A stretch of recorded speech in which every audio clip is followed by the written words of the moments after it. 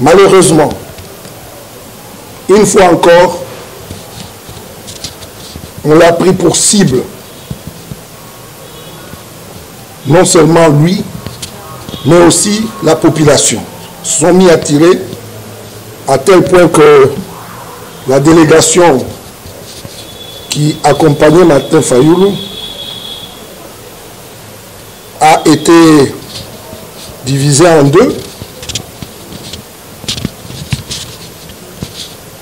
Celle qui était avec Martin Fayulu et qui a pu atteindre l'aéroport, et l'autre qui n'a pu l'atteindre que 1h30 après.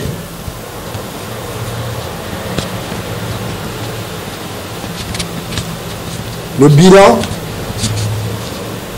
de cette journée, connu en ce moment, est de 3 morts, 2 hommes et 1 femme.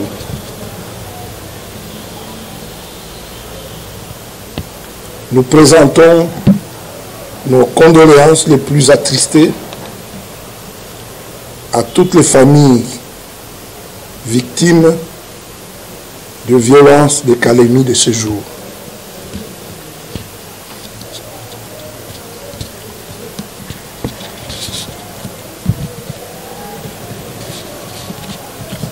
Mesdames et messieurs, après les échauffourées de Kindu, les violences de Lubumbashi, qui ont fait plusieurs morts, et celles de Kalemi, qui en ont fait 3, comme je viens de vous le dire, les doutes n'est plus permis. Ces tueries en crescendo ont été planifiées et s'exécutent de manière systématique pour décourager d'abord le candidat Martin Fayulu à faire sa campagne et ensuite les électeurs, et très certainement le projet qui est derrière tout ça, c'est de pouvoir freiner brutalement le processus électoral.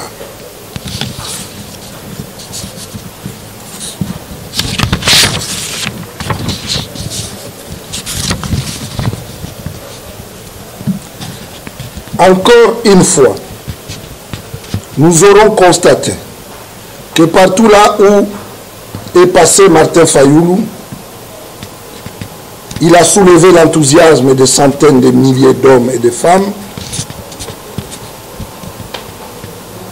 même au risque de leur vie, et plusieurs d'entre eux l'ont payé.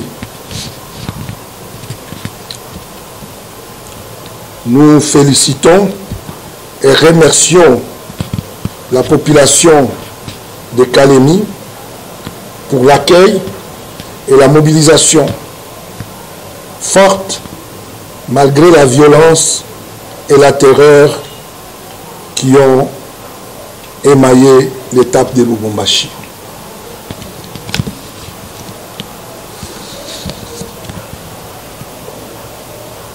Par ailleurs, nous tenons à dire haut et fort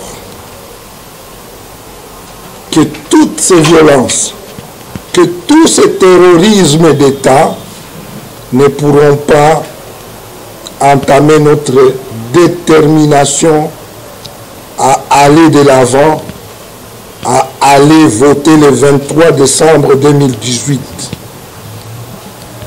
Au contraire, elle nous motive davantage à poursuivre notre combat et la campagne de Martin Fayulu, qui devient un véritable combat de libération de notre peuple. Nous ne lâcherons pas. Martin Fayulu ne lâchera pas. La lutte continue.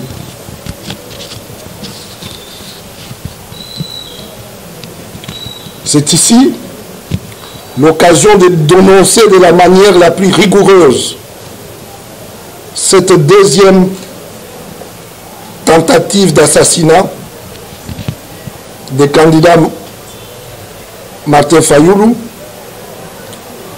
ainsi que des tueries de la population qui vient accueillir pacifiquement son leader. À ces incidents graves et successifs, nous prenons à témoin l'opinion tant nationale qu'internationale et fustigeons cette attitude du gouvernement, un gouvernement qui utilise le terrorisme d'État, ne fait rien d'autre que traduire sa volonté manifeste d'entraver la campagne électorale et très probablement d'y mettre fin bientôt.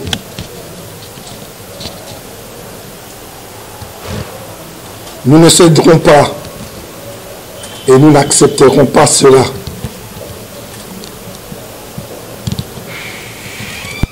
Nous demandons à notre peuple, partout là, Martin Fayulu n'est pas encore passé, de l'attendre et de l'accueillir aussi massivement qu'il a été accueilli dans les autres provinces. Enfin, mesdames et messieurs de la presse, nous vous informons que dès demain, nous allons saisir les juridictions compétentes pour que justice soit faite. Nous saisirons également le Conseil de sécurité. Je vous remercie. Deux questions rapidement.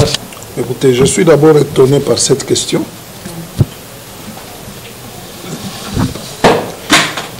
C'est nous qui sommes victimes et c'est nous qu'on accuse.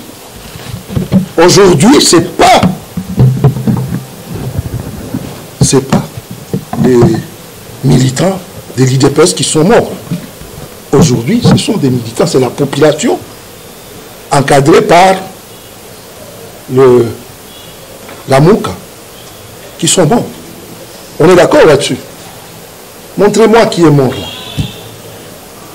Montrez-moi des images où, clairement, il y a des milices de la Mouka qui empêchent, se cachent de faire leur meeting. Je pense qu'ils se trompent d'ennemis. Et quelle est cette coïncidence qui consiste à ce qu'au moment où le pouvoir est en train de nous pourchasser, il y a aussi quelques camarades de l'opposition qui s'allient à eux pour nous pourchasser. C'est quoi ça? Non. Je veux rassurer les gens ici. Ça n'a jamais été nos méthodes. Nous n'encouragerons jamais nos militants. Hier, j'ai fait un appel, j'ai lancé un appel pour que la population ne cède pas à la violence, que la population ne cède pas à la provocation. Nous sommes des non-violents et nous le resterons, nous allons le demeurer. Martin Fayulu n'a jamais mené un combat militaire. C'est un combattant à main nue. Alors, qu'on aille nous accuser là, que les Maïmaï ont menacé, que les ceci ou cela, mais non. Nous avons toujours et nous condamnons les groupes armés. Et s'il y a des gens qui ont empêché, qui ont voulu empêcher Cash de faire ses meetings, nous les condamnons maintenant publiquement. Et nous attendons qu'ils condamnent ce qui s'est passé à Kalemi, ce qui s'est passé à Lubumbashi. Et nous sommes prêts à les rencontrer pour en parler avec eux. Parce que nous croyons encore qu'ils sont de l'opposition. Et que ce qui nous différencie, c'est tout simplement une approche stratégique. Il faut cesser ça. Notre adversaire, c'est le pouvoir actuel. ces pouvoirs qui nous harcèlent, qui manipulent, et ce n'est pas Félix, ce n'est pas Kamere, et nous ne sommes pas leurs adversaires ni leurs ennemis. Ils doivent le comprendre et cesser ces attaques-là qui sont injustifiées. Dernière question. Écoutez,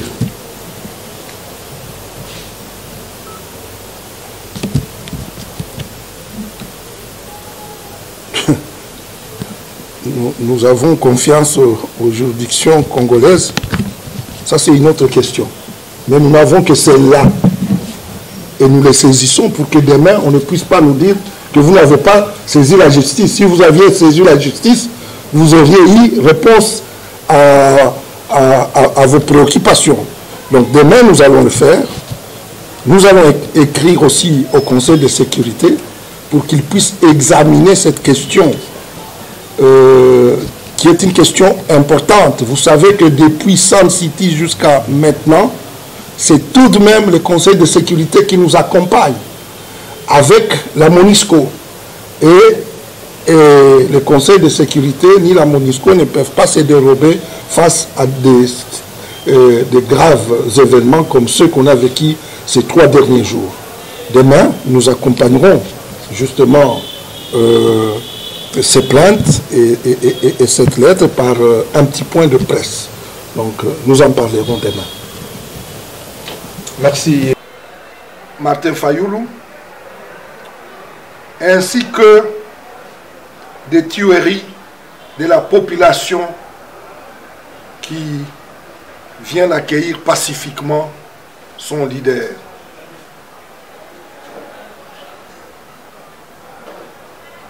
Suite à ces incidents graves et successifs, nous prenons à témoin l'opinion tant nationale qu'internationale et fustigeons cette attitude du gouvernement, un gouvernement qui utilise le terrorisme d'État, ne fait rien d'autre que traduire sa volonté manifeste d'entraver la campagne électorale et très probablement d'y mettre fin bientôt.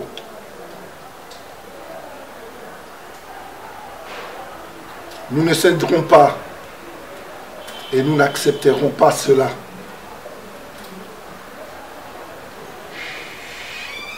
Nous demandons à notre peuple, partout là, Martin Fayoulou n'est pas encore passé, de l'attendre et de l'accueillir aussi massivement qu'il a été accueilli dans les autres provinces. Enfin, mesdames et messieurs de la presse, nous vous informons que dès demain, nous allons saisir les juridictions compétentes pour que justice soit faite. Nous saisirons également le Conseil de sécurité. Je vous remercie.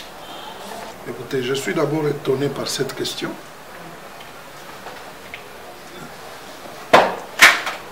C'est nous qui sommes victimes et c'est nous qu'on accuse. Aujourd'hui, ce n'est pas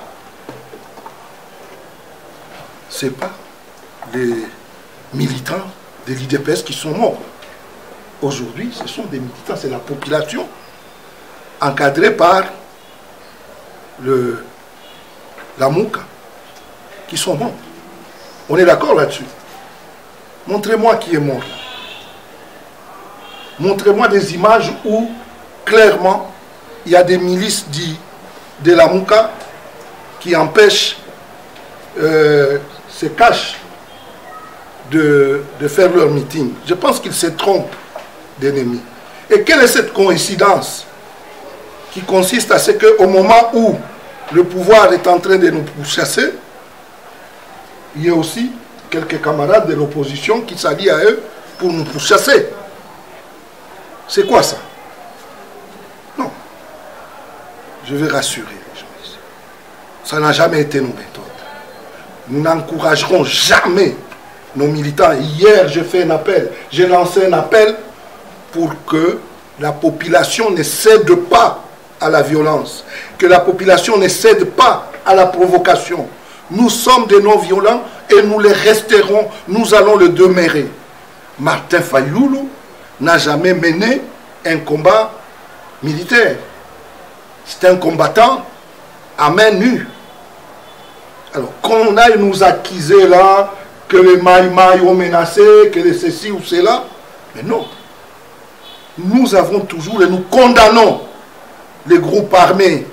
Et s'il y a des gens qui ont empêché, qui ont voulu empêcher Cash de faire ces meetings, nous les condamnons maintenant publiquement. Et nous attendons qu'ils condamnent ce qui s'est passé à Kalemi, ce qui s'est passé à Lubumbashi. Et nous sommes prêts à les rencontrer pour en parler avec eux. Parce que nous croyons encore qu'ils sont de l'opposition. Et que ce qui nous différencie, c'est tout simplement une approche stratégique. Il faut cesser ça. Notre adversaire, c'est le pouvoir actuel. Ce pouvoir qui nous harcèle, qui manipule, et ce n'est pas Félix, ce n'est pas Kamere, et nous ne sommes pas leur adversaire ni leur ennemi. Ils doivent les comprendre et cesser ces attaques-là qui sont injustifiées. Nous avons confiance aux juridictions congolaises. Ça, c'est une autre question. Mais nous n'avons que celle-là. Et nous les saisissons pour que demain, on ne puisse pas nous dire que vous n'avez pas saisi la justice. Si vous aviez saisi la justice, vous auriez eu réponse à vos préoccupations. Donc demain, nous allons le faire. Nous allons écrire aussi au Conseil de sécurité pour qu'il puisse examiner cette question qui est une question importante. Vous savez que depuis Sun City jusqu'à maintenant, c'est tout de même le Conseil de sécurité qui nous accompagne avec la MONUSCO. Et le Conseil de sécurité ni la MONUSCO ne peuvent pas se dérober face à des graves événements comme ceux qu'on a vécu ces 3 derniers jours. Demain, nous accompagnerons justement ces plaintes et cette lettre par un petit point de presse. Donc, nous en parlerons demain.